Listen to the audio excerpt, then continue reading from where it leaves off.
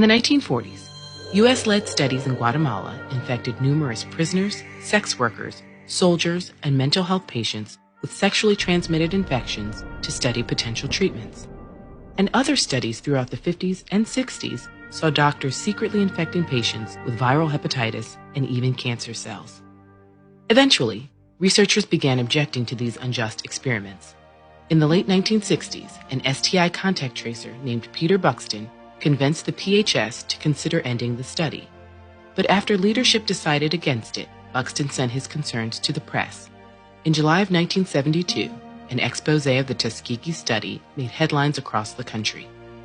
Following public outcry, a federal investigation, and a lawsuit, the study was finally shut down in 1972, 40 years after it began, and 30 after a treatment for syphilis had been found.